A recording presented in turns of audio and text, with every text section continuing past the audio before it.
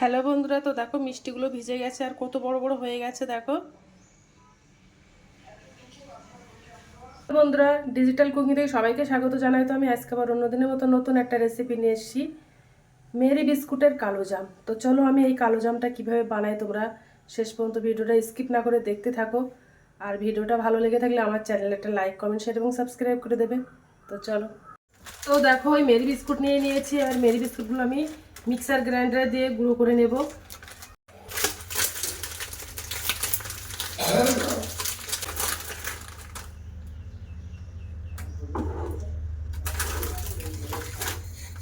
তো ভেঙে ভেঙে দিয়ে দেবো।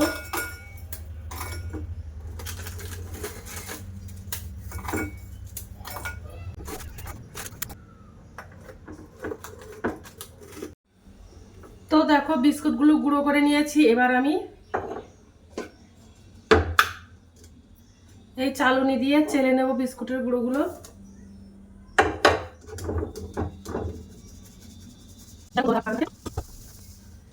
তো দেখো এই গুঁড়ো করে এই চালনি দিয়ে চেলে এইগুলো ছিল। তো এই মিষ্টিটা যেন খেতে ভালো হয় তার জন্য আমি ওর মধ্যে আমুল গুঁড়ো দুধ মিশিয়ে নিলাম 1 প্যাকেট মতো, দিয়ে এবার ভালো করে মিশিয়ে নেব। বিস্কুটের গুঁড়োগুলো ভালো করে মিশিয়ে নেব যেন কোনো দলা দলা যেন না থাকে। আর ওর মধ্যে আমি 2 চিমটে বেকিং সোডা দিয়ে দেব যেন একটু ফুলে ফুলে যায় তার জন্য, আর মিষ্টির রসগুলো ভেতরে প্রবেশ করে যেন তার জন্য দিয়ে দেব।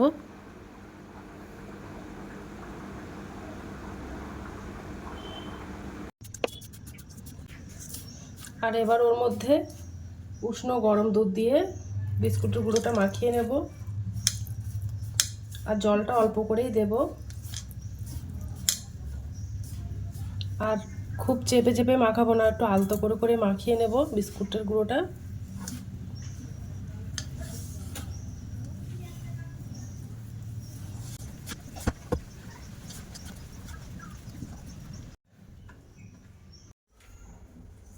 তো দেখো ডোটা মাখানো কমপ্লিট হয়ে গেছে।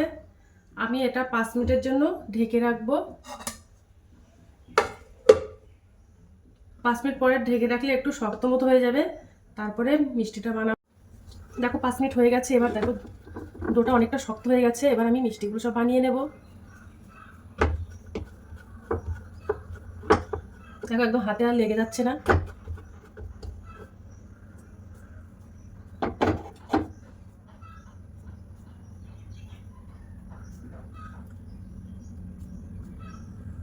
তো আমি গোল গোল করে বানিয়ে নেব।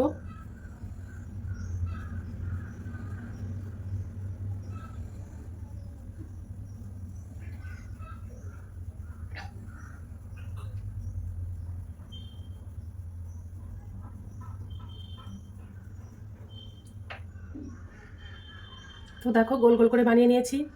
তো এইভাবে আমি বাদ বাকিগুলো সব বানিয়ে নেব।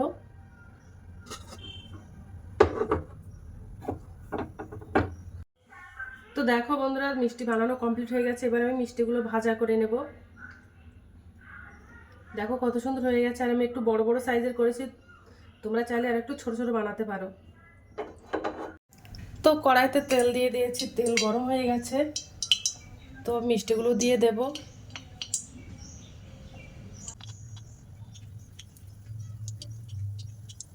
আর তেলটা কিন্তু মিডিয়াম গরম করে নিয়েছি, ফুল ফুল গরম করে নিই।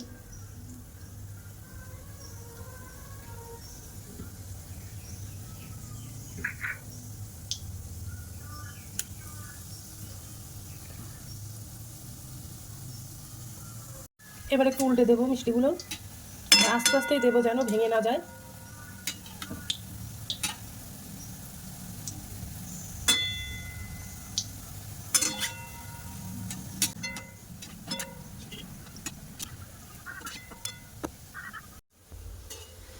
তো অনেক অনেক সময় মিষ্টি খেতে মন চায়, তো হঠাৎ করে তোমরা বাড়িতে এই বিস্কুট থাকলে বিস্কুট দিয়ে মিষ্টিগুলো সহজভাবে বানাতে পারবে, একদম সহজভাবে।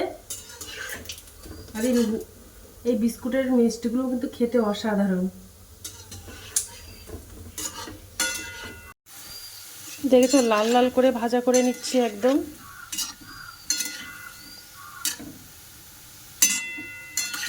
তো মিষ্টিগুলো ভাজা হয়ে গেছে, এবার তুলে নেব একটা পাত্রে। আর দেখেছো কত সুন্দর ফুলে গেছে।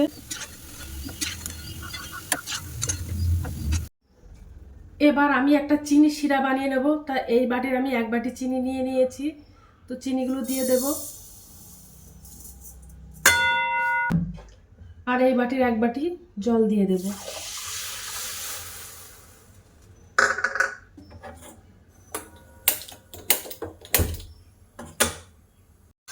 তো চিনিটা ভালো করে গলিয়ে নেব।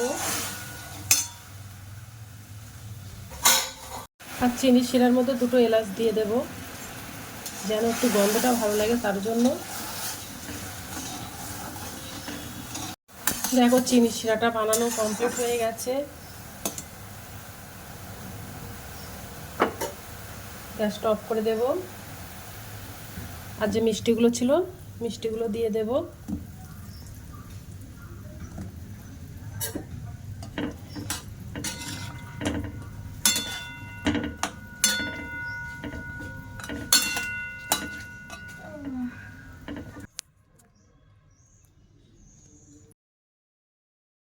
মিষ্টিগুলো চিনি শিরার মতো দিয়ে দিয়েছি। এবার আমি 1.5 থেকে 2 ঘন্টা ভেজাতে দেবো, তারপরে তোমাদেরকে দেখাবো যে কেমন হয়েছে।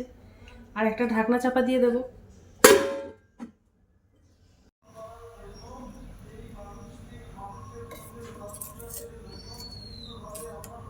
এর মধ্যে রস ভর্তি হয়ে গেছে একদম। হ্যালো বন্ধুরা, তো দেখো 1.5 ঘন্টা পরে চলে এসছে। মিষ্টিগুলো ভিজে গেছে, আর দেখো কত বড় বড় হয়ে গেছে। আর দেখতে কিন্তু অসাধারণ লাগছে। তোমরা একবার হলে বাড়িতে ট্রাই করতে পারো। তো একটু কেটে দেখাবো যে কেমন হয়েছে। দেখো কত সুন্দর নরম হয়ে গেছে একদম। তো এবার একটু খেয়ে দেখবো।